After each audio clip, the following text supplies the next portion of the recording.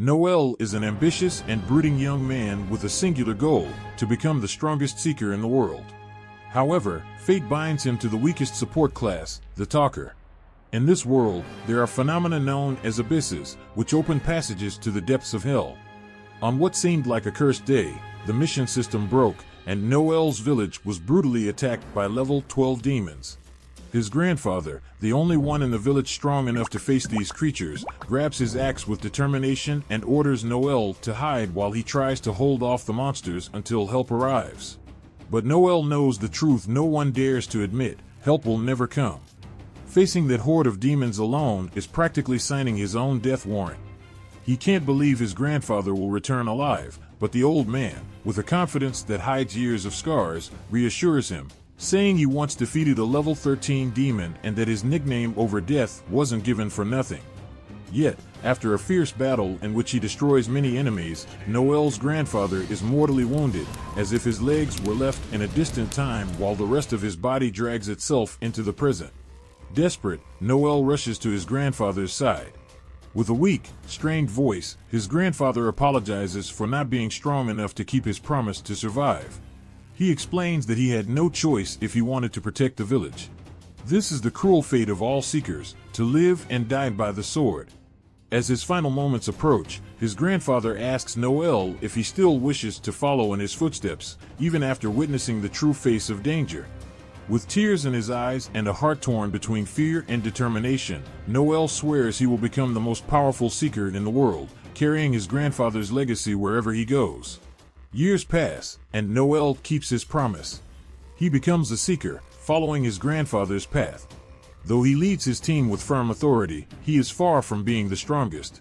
The shadow of his weakness haunts him, as he belongs to the weakest support class, the Talker. His team faces lesser vampires, creatures unable to use magic but still dangerous. The Vampire Queen has the ability to reproduce rapidly, creating new armies in an instant.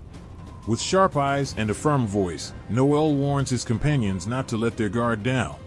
Despite being called lesser, these vampires are brutal, able to keep fighting even on the brink of death. Each one must be finished off with a final strike to ensure their destruction. As they move through the dark, tense dungeon, Walter suggests they ignore the lesser vampires and head straight for the Queen, hoping to finish the mission quickly. But Noel, with a frown, corrects him. That would be suicide. They'd be surrounded and massacred while fighting the Queen.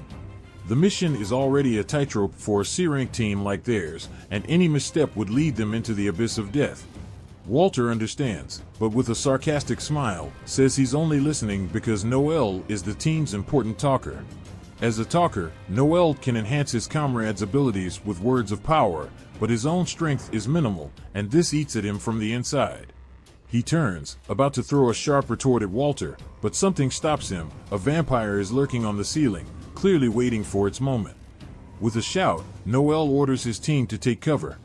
The vampire then releases a poisonous cloud, and Noel is caught in the middle of it. His companions panic, trying to rush over to save him, but they are attacked. Tanya is violently knocked down. Without Noel's buffs, Walter and Lloyd are almost powerless. Desperate, Walter pleads with Noel to snap out of it and lead them once more. For a moment, Noel is transported back to the day he watched his grandfather die. With unyielding determination, he swears to himself that he won't let anyone else die. He draws his gun and fires at the demon, drinking a health potion as the poison continues to sap his strength. He may not have the power his grandfather had, but he is determined to prove that a talker is crucial to victory.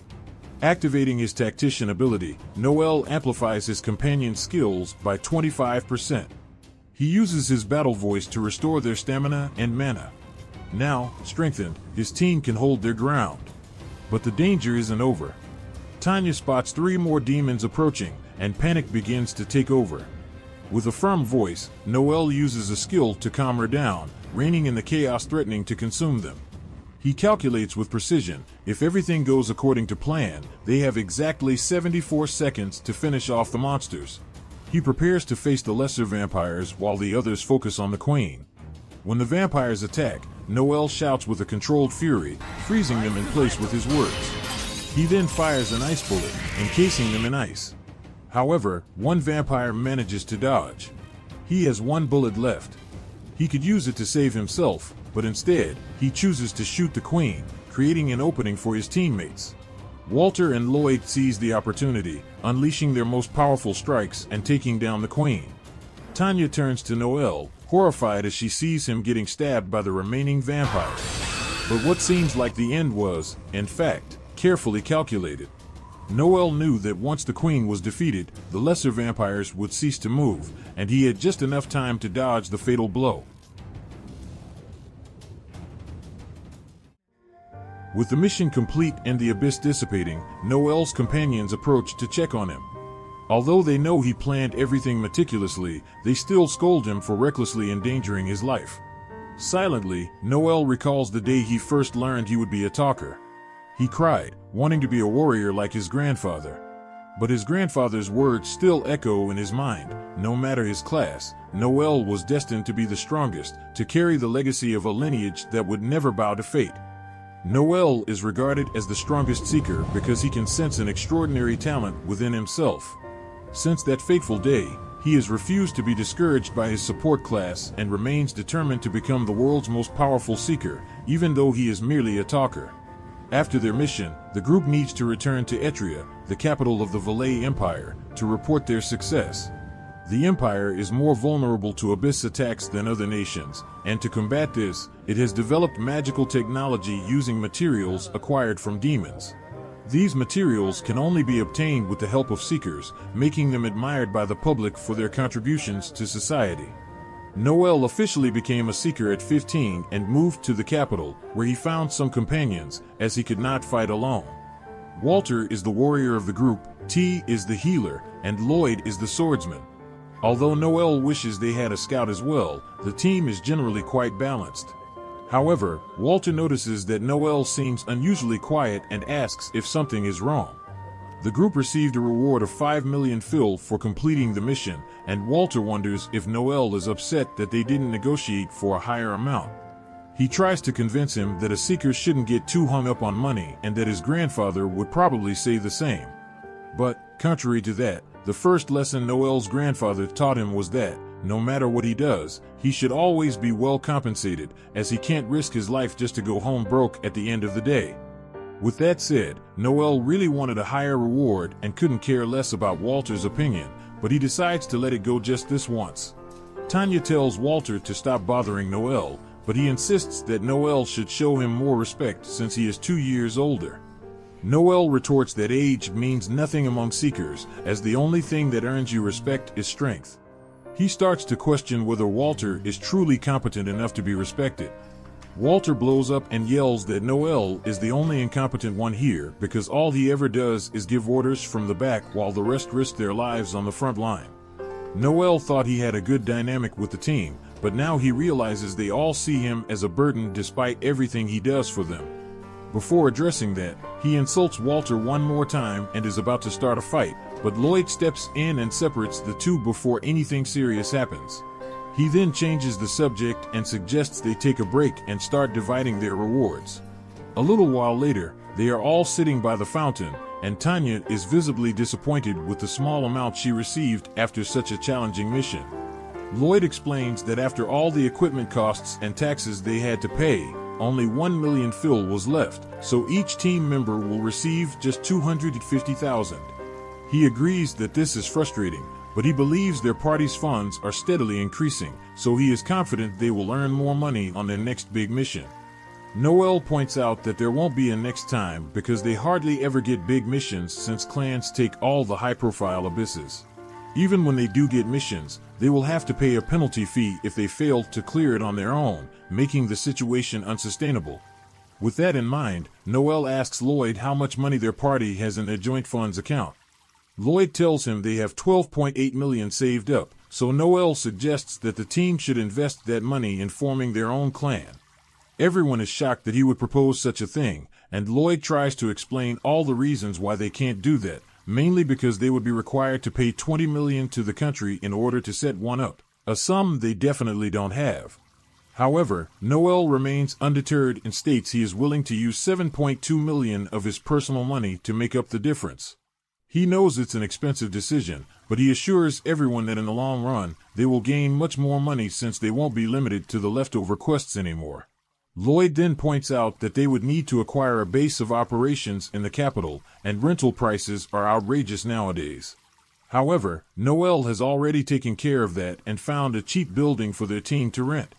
Tanya then interjects, saying that they are all still C-rank newbies, so they couldn't possibly handle running a clan, but Noel doesn't see that as a valid excuse to avoid forming a clan. If they don't take the leap now, they'll never be ready to run a clan on their own.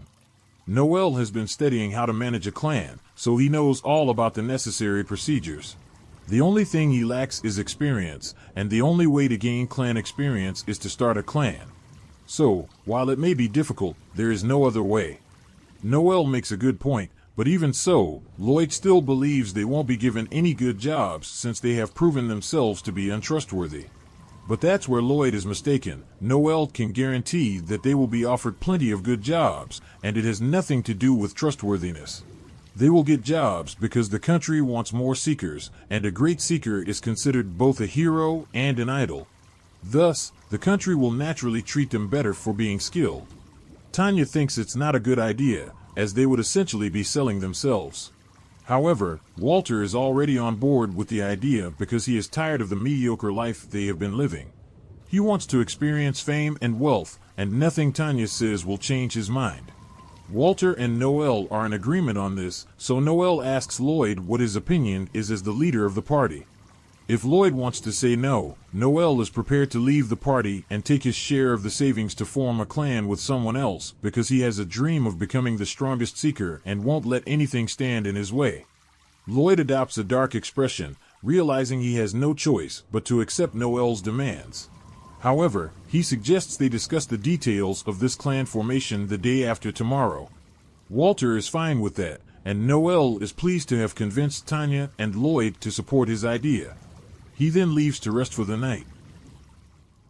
However, later that day, Walter comes rushing to Noel with devastating news, revealing that Lloyd and Tanya have betrayed them and disappeared with all the money.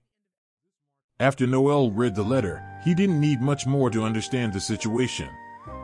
Lloyd had invested all the group's money in NFTs years ago and now was neck-deep in debt. So, what did he do? He diverted the team's money to try to get rid of the creditors and fled the capital before anyone found out.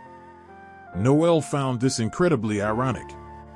Lloyd, who always portrayed himself as noble and charitable, was now in a bottomless pit. But, without further ado, Noel turns to Walter and asks directly, "When and where did you find the letter?" Walter, a bit lost, starts explaining that the previous night, he heard about an excellent job and rushed to tell Lloyd the next morning. But when he arrived, Lloyd's room was already empty, and it was the innkeeper who gave him the letter. According to the innkeeper, Lloyd and Tanya left the inn around 8 p.m., just before the city gates closed. And under normal circumstances, neither Noel nor Walter would have known this until the next day. Lloyd was doing everything he could to buy time before fleeing. Now it was already 9:30 a.m., and although they had discovered everything earlier than Lloyd expected, time had already passed. They had probably covered a considerable distance by now. However, the gates should have records, and it was likely they had left on foot. If they took a horse, they could catch up. Walter, anxious, wanted to run right away, but Noel reminded him that this wasn't just about chasing them down and recovering the money. Those two had betrayed the group, and that was a definitive betrayal. In the worst case, if they found them, it could end in a fight to the death. Even if they won, Lloyd had already burned all the money, but Noel wouldn't let them get away with it. Noel gets dressed and takes Walter to the tavern. Walter doesn't quite understand why, but Noel has no patience to explain the plan. He simply tells Walter to follow his lead. Upon entering, Noel immediately draws everyone's attention. He shouts that 2 members of his group stole their money and fled the capital, and he is willing to pay 2 million fillies to anyone who brings them back alive. Walter, panicking, asks why Noel did this, but Noel responds that he's after a particular person and made this offer to save time. The first group to accept Noel's mission is the Lightning Bite Party. Noel gives them all the information he has about Lloyd and Tanya's escape, and soon other groups offer their help.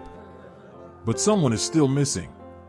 Suddenly, a suspicious-looking man approaches Noel about the job offer.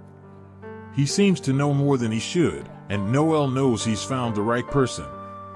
They step outside to talk, and the man confirms seeing a couple leave the city the previous night. They match the description Noel gave, and he's sure he knows where they're going, but the problem is that his group doesn't have enough strength to face Lloyd and Tanya alone. Noel then offers 1 million fillies in exchange for his help. The man tries to negotiate for 2 million, but Noel already knows he has no way to refuse. In the end, the man agrees to the 1 million. Noel tells him to gather his group and meet him at the south gate, and tells Walter to wait there, as he still needs to take care of something. Sometime later, Noel finds everyone at the main gate. Walter, worried, asks if Noel will be okay fighting Lloyd and Tanya. Noel answers without hesitation, "I will kill them without mercy." Walter can't believe it. How could Noel be so cold after everything? Noel then reveals that he had already planned everything in case they betrayed him, and he also has a plan to bring Walter down if necessary. Walter should learn to be more trustworthy in the future. Meanwhile, in a distant village, Lloyd and Tanya are walking, and Lloyd tries to reassure her, thinking they're safe for now. He believes Noel wouldn't come after them, even though the money is already gone. But Lloyd underestimated Noel. The leader of Blue Beyond suddenly appears, accompanied by a squad to capture them. Lloyd, ready to draw his sword, is immediately paralyzed by Noel's ability, and Tanya is also frozen. With no other options, Walter starts yelling at Lloyd for his betrayal, but before hitting him, Noel wants to clear one last doubt. He knows Lloyd has already burned all the money, but what happened with the payment for the vampire hunt? Lloyd denies having kept anything, until Noel asks if it was another failed NFT investment. Lloyd finally admits he used the money to pay off his debts, and Noel immediately realizes Lloyd is a gambling addict. He got so caught up in his addiction that he ended up in trouble with the debt collectors. Lloyd is almost apologizing again when Walter interrupts him, furious. He starts yelling at Lloyd for gambling away all the money the group worked so hard to save. However, Lloyd no longer pretends to be the victim. He says that, in truth, he's the real one who was harmed. He didn't want to mess with the group's money, but the gambling was so addictive, and it was their fault for putting all this responsibility on him. Tired of the excuses, Noel kicks Lloyd in the face and starts stomping on him, outraged. Lloyd wanted to be the leader, but when it came time to deal with the pressure, he gave in to the addiction. Soon, Lloyd is bloodied, begging for forgiveness. However, Noel has never heard that word before and takes pleasure in beating Lloyd until he feels satisfied. Tanya, desperate, begs Noel to spare Lloyd, but Noel responds mercilessly, "I'll spare him, but only if you're willing to take the beating in his place." Noel, being an advocate for gender equality, doesn't hesitate. If she wants to save Lloyd, she'll have to pay the price. Using his ability, Noel forces Tanya to confess her involvement, and she, forced to tell the truth, admits that she also gambled the money and is actually even more addicted than Lloyd. Tanya screams, furious, accusing Noel of using mind control on her, which is against Imperial law. Noel responds calmly, "You're right. It's illegal to use mind control for personal gain, but you're the criminal here. This is an interrogation, and it's perfectly legal." After dealing with the traitors, the man who helped Noel asks for his payment. Noel agrees, but says he needs a minute. Impatient, the man grabs him and accuses Noel of trying to cheat him. Without losing patience, Noel knocks him down and assures him that he will be paid but needs to wait. Annoyed, the man pulls out a knife and tries to attack Noel, but that was the worst mistake he could have made. Noel immediately knocks him out with a precise punch to the chest. The technique he used was taught by his grandfather and is capable of temporarily paralyzing the heart muscles, making even experienced seekers faint. The man's companions drag his unconscious body away, and soon a luxury carriage appears. The man is Finocchio Barini, an infamous slave trader and leader of the Barzini family. He and Noel have an agreement, and Noel knows he's the only person who can help. Now, Noel plans to sell Lloyd and Tanya as slaves to recover the money they stole. Tanya begs Noel not to do this, but, as always, forgiveness doesn't exist in his vocabulary. So, she turns to Walter and asks him to do something about it. She knows Walter has a crush on her and hopes he'll save her. But, to her surprise, Walter refuses. She begins to hurl a torrent of insults at him, and the look on Walter's face is priceless. He never imagined she would say such things to him. Now that the deal is closed, Noel pays the $1 million to the man and turns to leave with Walter. After all this, Walter starts questioning his life choices and seriously considers quitting this seeker job. But Noel tries to console him, saying that this wasn't his fault. In this profession, you are bound to encounter many traitors. Walter may not be the smartest, but Noel believes he's a talented warrior and wants to keep fighting alongside him, rebuilding their team. But Walter can't convince himself to stay and refuses to live the Seeker's life after what happened. Noel understands, respects his decision, and as Walter is leaving, he says, "Good luck in your future endeavors," and bids him farewell. As for Noel, he still hasn't given up on his dream. He's disappointed that his team has fallen apart, but he refuses to let that stop him from becoming the strongest. So, he will rebuild Blue Beyond and make it even stronger than before. Noel posted a notice seeking new members for his group, but while he awaited responses, Wolf kept pestering him. He kept saying that no one would show up since anyone skilled enough would already be in other groups.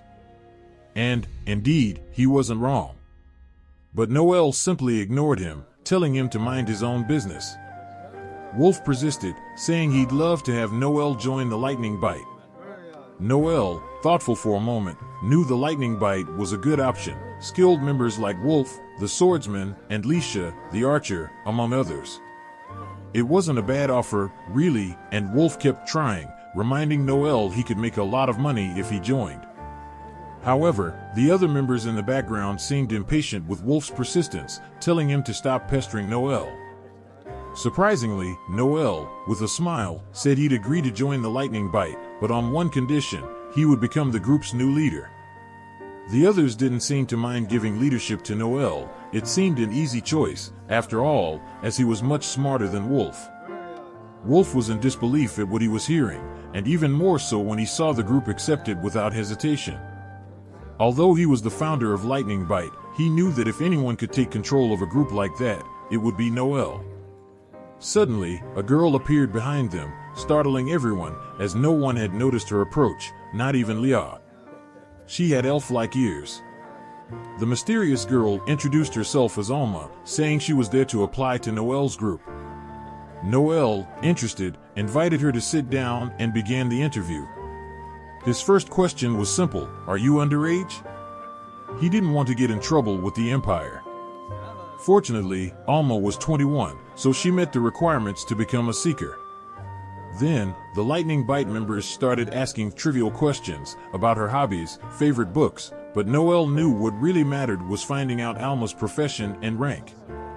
Alma revealed she was a C-rank scout, and Noel was thrilled, as he'd been looking for a good scout for a while.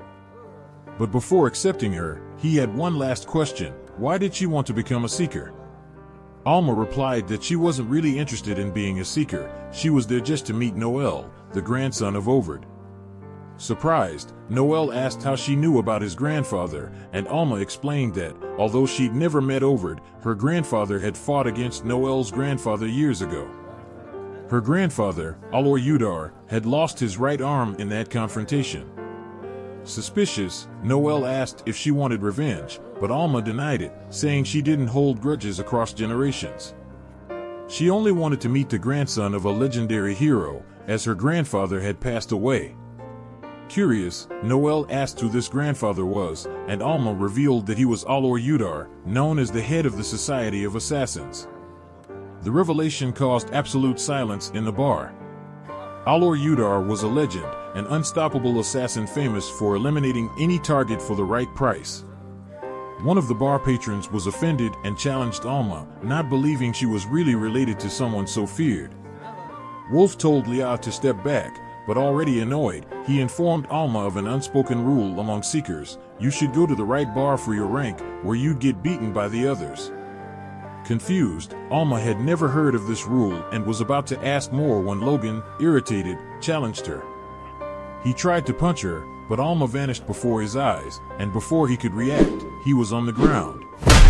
Impressed, Noel hired her on the spot, but Alma, still in shock at how quickly she'd won, said she was hungry. Noel took her to a bakery, where she was fascinated by the taste of bread. She'd never eaten anything so delicious, as she'd spent her life in the mountains. Noel found it odd, but Alma explained her childhood was far from civilization. As they ate, Alma expressed disappointment that Noel hadn't believed her, but Noel, considering everything he'd heard, began to believe she really was Alor's granddaughter. She told him her grandfather had always warned her never to fight Overd, as the man wouldn't hesitate to betray to win. And when she looked at Noel, she felt he'd do the same. Intrigued, Noel asked if she'd spent so much time in the mountains training to become an assassin, and Alma confirmed, saying she was trying to rank up from scout to assassin. Noel asked why she hadn't joined the Society of Assassins, as she was more than qualified. Alma explained that she tried, but during the admission exam, an incident had occurred. She was challenged to fight one of the assassins, and upon seeing that he wasn't as strong as she expected, she began to taunt him. Offended, the man tried to attack her with all his might, but he missed every blow and fell to the ground. Alma, without mercy, pinned him against the wall and was about to kill him when her blade was blocked by Simon, the new head of the Society of Assassins. He forbade her from killing the challenger, and for that reason, Alma was rejected by the society. She was strong enough, but her murderous tendencies weren't acceptable for a society that now focused on espionage and needed to maintain a clean record.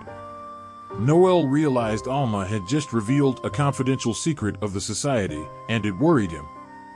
He knew she might have made powerful enemies, but at the same time, he believed she could protect him if needed. But that didn't leave him completely at ease. The next day, Noel and Alma went out for a teamwork training session in the forest. Noel asked if she knew anything about talkers like him, but Alma didn't. All she knew was that talkers had weak combat abilities but powerful support skills. Noel explained that she was right, but that a talker's abilities were much more complex than that. He could use his commands to strengthen his allies enough to end a fight with a single blow, but if he mistimed it, his entire party could be wiped out. That's why he had to stay constantly alert to what was happening during battles, using his skills in the most efficient way possible. However, as a talker, he couldn't use his buffs on himself, which made him weak in direct combat. This had never stopped him, but it was a challenge. To start their training, Noel asked Alma to capture a monster in the forest. While the monsters there weren't as dangerous as those in the abyss, they still posed a considerable threat. He was referring to the killer rabbits, and Alma, though she found them cute, knew they were still dangerous. Noel wanted her to capture one of these rabbits with one of his buffs active, and Alma, confident, thought it would be easy. But Noel knew she didn't yet know how to use the buffs properly and would need to train to master her strength. The training was tough, but in the end, Alma admitted it was more challenging than she had imagined. For the time being, Noel suggested they find an inn to spend the night, but every place they went, the rooms were booked. In the end, they ended up with a single room because it was all that was available. Noel told Alma he'd sleep on the floor so she could have the bed if she wanted. But Alma saw no reason why they couldn't share the bed and found it adorable that Noel got embarrassed about these things. Noel didn't want to discuss it further, so he left to take a bath and pass the time. Meanwhile, Alma started stretching, but as soon as Noel stepped out of the bath, she quickly got up and began admiring his perfectly defined muscles. She thought he had an amazing physique, but it was a shame he was just a talker, because if he were a warrior like Overd, he could have become the ultimate seeker. No matter how hard he tried, he would never be able to surpass those with natural talent, and Alma felt disappointed, as she would have loved to see just how far he could go. Noel didn't let her comments get to him and gave her a light tap on the forehead for saying unnecessary things. As soon as they arrive in the village, the chief comes out to greet them, though he's somewhat surprised to see only two of them. Noel explains that the other members had to leave the group for various reasons, not mentioning, of course, that he sold them off. Now, the Blue Beyond group is just him and Alma. Noel assures the chief that the two of them are more than capable of handling a few bandits. They sit down to talk in the chief's quarters, and Noel notices the chief's daughter peeking from behind a curtain. He greets her, but the girl quickly hides. The chief apologizes for his daughter's rude behavior, saying she was eager to see him. Noel, however, just wants to get straight to the point about the mission. In the letter Noel received, the chief mentioned a gang of about 20 bandits lurking in the area, who had already attacked a neighboring village, so this one was likely their next target. Noel asks if there's any lead on where these bandits are hiding, and the chief reveals he managed to locate their camp, a rocky clearing in the eastern forest. With that information, Noel should be able to find them without much trouble. Before heading out, though, he wants to discuss payment. The chief had offered $200,000 in advance and $300,000 upon completing the job. Before Noel even finishes speaking, the chief's wife appears with the $200,000, and the chief promises the rest as soon as the job is done. Noel is surprised, having expected them to try bargaining down the price, and from the state of the coins, it looks like the chief barely scraped together the money, showing just how desperate he is. With the initial payment secured, Noel and Alma set off on the mission. On the way, Alma comments that the chief was staring at her cleavage the whole time, right in front of his wife and daughter, which gives her a terrible impression of him. Just then, the chief's daughter comes running after them, wanting to talk to Noel. She was too nervous to do so before and shows him a toy he'd given her the last time he was in the village. She'd kept it close ever since and valued it more than anything else because she really liked him. Not knowing what else to say, she promises to cook something special for him when he returns from the mission, and Noel says he'll look forward to it. Alma finds it amusing, seeing that Noel has a sweet side he doesn't want her to notice. Later that night, they reach the bandits' camp, and Noel realizes there are far more than 20, there are over 40 bandits. He quickly spots the leader and realizes he knows him. It's Guro, the sharp blade, with a 2 million bounty on his head. Noel asks Alma if she thinks she could defeat him, and Alma says yes, in a duel, but not with all the henchmen around. Noel expected this answer and explains that he has a plan to deal with the henchmen. Alma is surprised that Noel intends to fight alongside her, but he tells her to keep quiet and follow his instructions.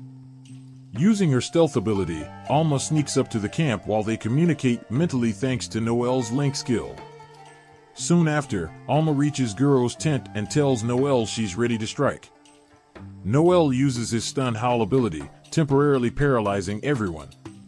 With the whole camp stunned, Noel orders Alma to kill Guro, and with her quintuple acceleration, she charges forward and stabs him straight in the heart. With Guro dead, only the other bandits remain. Noel orders Alma to distract them while he descends into the camp. Alma begins slaughtering the soldiers around her, and Noel notices she's enjoying herself a little too much.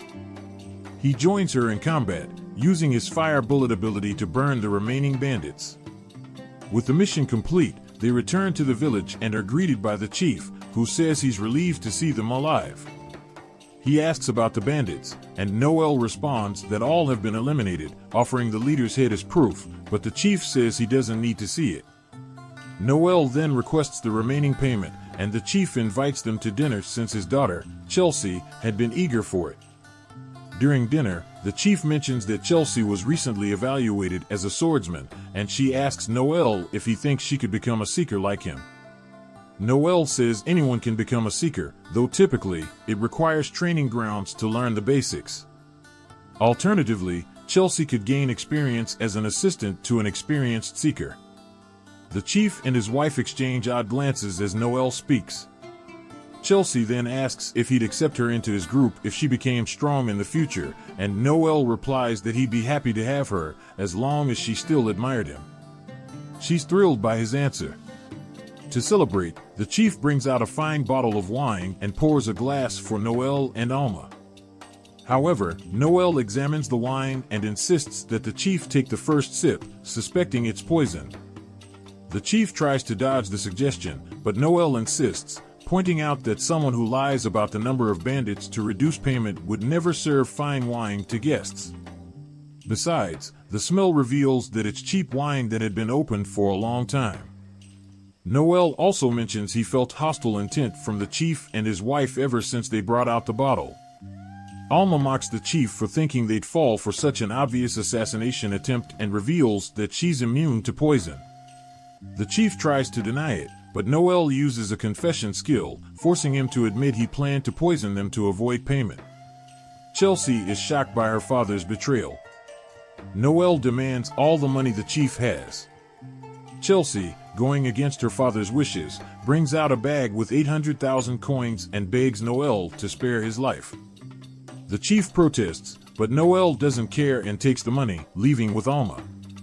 As they walk away, Chelsea curses them for destroying her admiration, but Noel is content to have the payment. Later, they see an airship passing by, and Noel recognizes it by the Goat Clan's 3-star emblem. Alma finds it interesting, and Noel explains that the clan has imperial recognition, granting them their own airship. He decides that next year he'll become a 3-star seeker. Alma then recalls the day she was rejected by the Society of Assassins when Simone, the leader, told her that despite her extraordinary skill, she was unfit for the organization. Frustrated, Alma found purpose after meeting Noel, and she now vows to fight by his side forever. In a maximum security prison, one of the guards has just been knocked out in the bathroom, and the attacker transforms into an exact copy to take his place. He heads to the guard's post, and the partner doesn't even notice the switch. The imposter, flawlessly, asks which prisoner they're watching. The inattentive partner begins talking about the Hughes murders, crimes attributed to the prisoner known as the puppeteer, the very person the imposter was looking for. Every morning, Noel wakes up and starts his rigorous training routine, 2 laps around the castle walls with a massive load of stones on his back.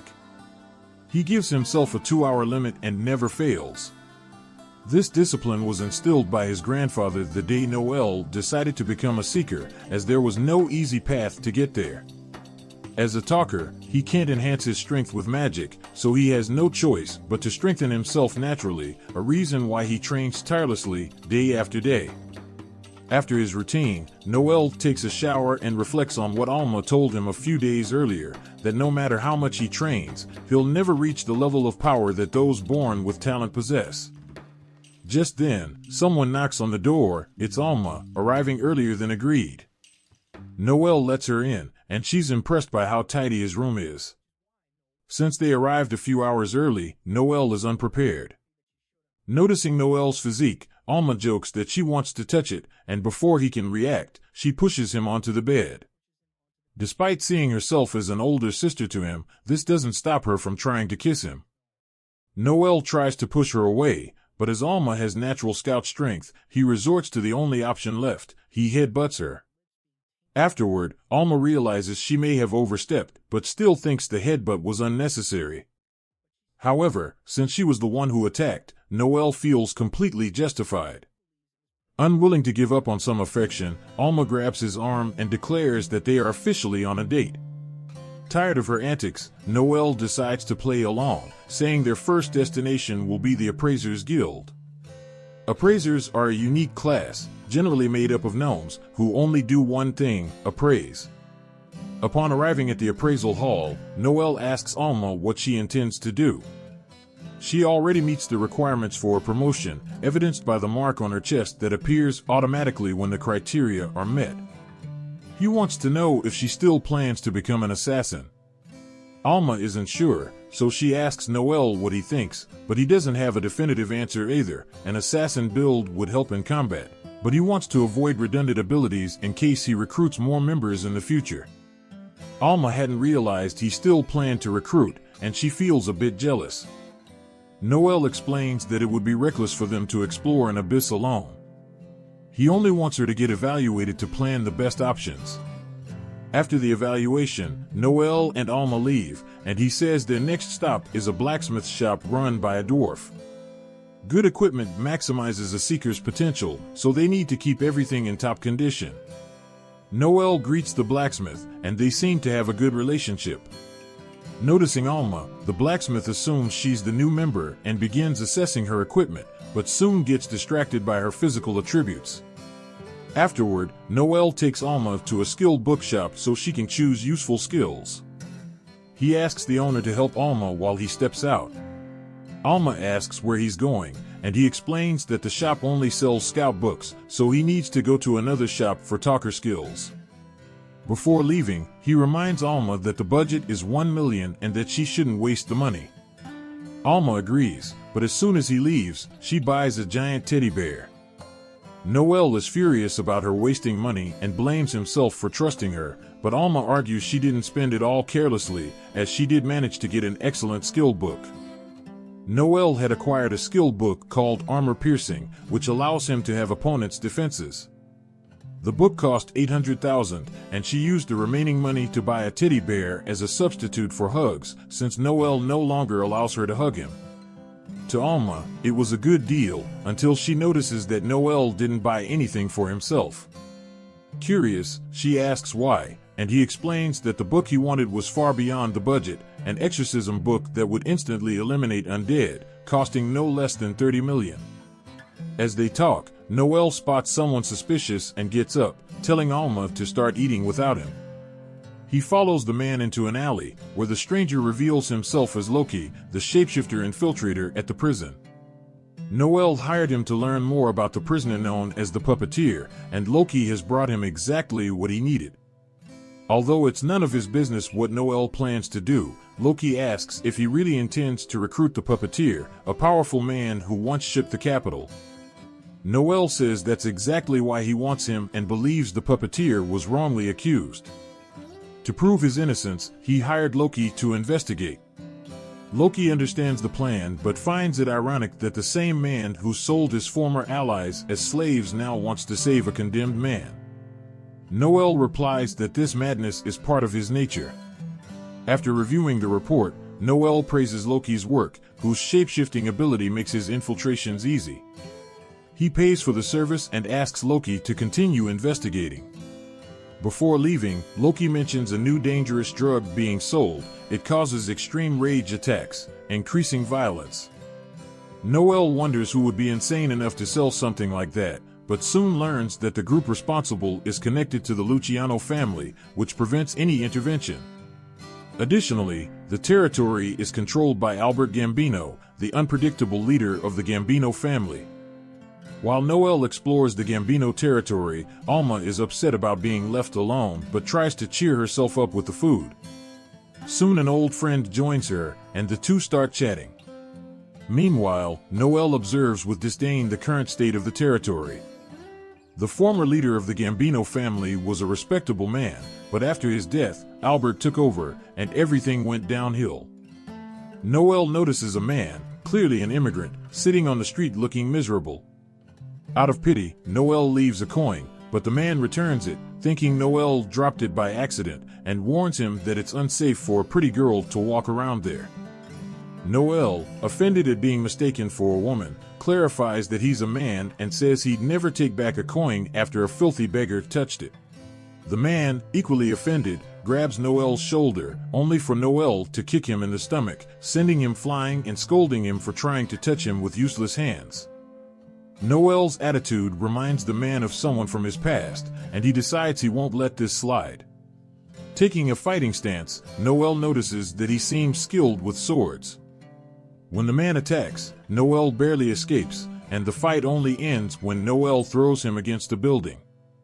After regaining his composure, the man admits that Noel is a good fighter and asks if he's a ninja, an exclusive class from an island in the Far East, which Noel assumes is the man's homeland. Noel explains that he's just a talker, which impresses the man, but he decides to continue the fight. Seeing the man's aura, Noel breaks into a wide smile, as he's facing someone truly strong, and if this man meets his expectations, Noel will definitely recruit him for the group. But before they can truly fight, a munchkin appears and reprimands the man, named Koga, for fighting without permission. Meanwhile, Alma and her friend are talking, and her friend is surprised to learn that Alma hasn't leveled up yet. Alma explains that she has two main options, to become an assassin or a chaser, but she postponed the choice at Noel's request. Her friend understands, as the classes have very distinct roles, and imagines that Noel is probably recruiting another member at this very moment.